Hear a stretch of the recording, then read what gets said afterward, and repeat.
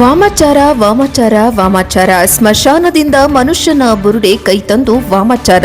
ನಂಜನಗೂಡು ಅಮಾವಾಸ್ಯೆಯಂದು ಸ್ಮಶಾನದಿಂದ ರಾತ್ರೋರಾತ್ರಿ ಮನುಷ್ಯನ ತಲೆಬುರುಡೆ ಕೈತಂದು ವಾಮಾಚಾರ ಮಾಡಿ ಬೆಚ್ಚಿ ಬೀಳಿಸಿರುವ ಘಟನೆ ನಂಜನಗೂಡು ತಾಲೂಕಿನ ಗೋಳೂರು ಗ್ರಾಮದಲ್ಲಿ ಬೆಳಕಿಗೆ ಬಂದಿದೆ.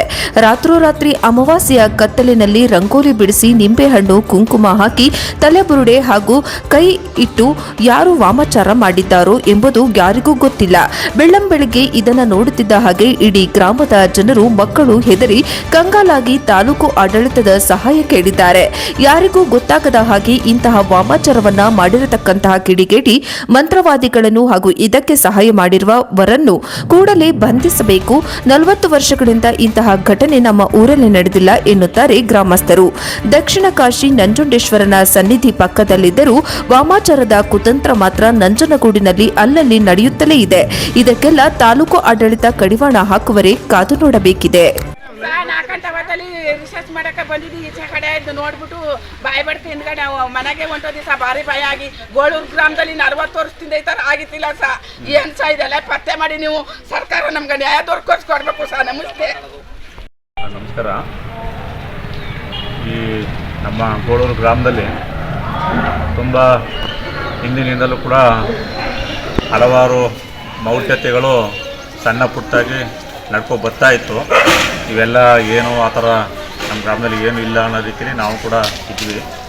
ಇವತ್ತು ನಿನ್ನೆ ರಾತ್ರಿ ಯಾರೂ ನೋಡಿಲ್ಲ, ನಮ್ಮ ಗ್ರಾಮದ ಒಂದು 2ನೇ ವರ್ಗಕ್ಕೆ ಸಂಬಂಧಪಟ್ಟಂಗೆ ಮಧ್ಯಭಾಗದಲ್ಲಿ ಒಂದು ರಂಗೋಲಿ ಚಿತ್ರ ಹಾಕಿ ಅಲ್ಲಿ ಒಂದು ತಲೆಬೂಡೆ ಮತ್ತು ಕೈ ಮೂಳೆ ಇದನ್ನು ಹಾಕಿ ಕುಂಕುಮ ಹಾಕಿ ನಿಂಬೆಹಣ್ಣು ಹಾಕಿ ಒಂದು ಮಾಟ ಮಂತ್ರ ಮಾಡೋ ರೀತಿಯಲ್ಲಿ ಮಾಡಿದ್ದಾರೆ.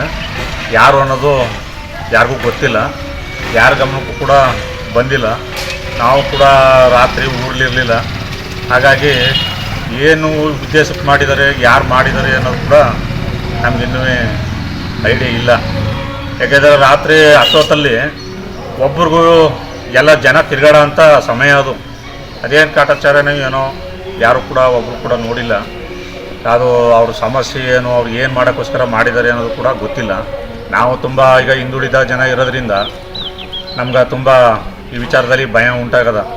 ಆದ್ದರಿಂದ ಈ ತಾಲೂಕು ಆಡಳಿತ ಸ್ವಲ್ಪ ಇದ್ರ ಕಡೆ ಗಮನ ಕೊಟ್ಟು ಈ ಮಾಟ ಮಂತ್ರ ಮಾಡೋರು ಯಾರು ಅನ್ನೋರನ್ನ ಪತ್ತೆ ಹಚ್ಚಿ ಅವ್ರ ಮೇಲೆ ಸೂಕ್ತ ಕ್ರಮ ತಗೊಂಡು ನಮ್ಮ ಗ್ರಾಮದ ಜನರಿಗೆ ಸ್ವಲ್ಪ ನೆಮ್ಮದಿ ಸಿಗಬೇಕು ಅನ್ನೋ ರೀತಿಯಲ್ಲಿ ಸ್ವಲ್ಪ ಕೆಲಸ ಮಾಡಿಕೊಡ್ಬೇಕು ಅಂತ ನಾನು ತಾಲೂಕು ಆಡಳಿತನ ಈ ಮೂಲಕ ಆಗ್ರಹಿಸ್ತೀನಿ. ಮುದ್ಮಾ ಶೆಟ್ಟಿ ಅಂತ ಮಾಜಿ ಗ್ರಾಮ ಪಂಚಾಯತಿ ಸದಸ್ಯರು ಹಾಲಿ ಗೋಳೂರು ಗ್ರಾಮದ ಯಜಮಾನರು.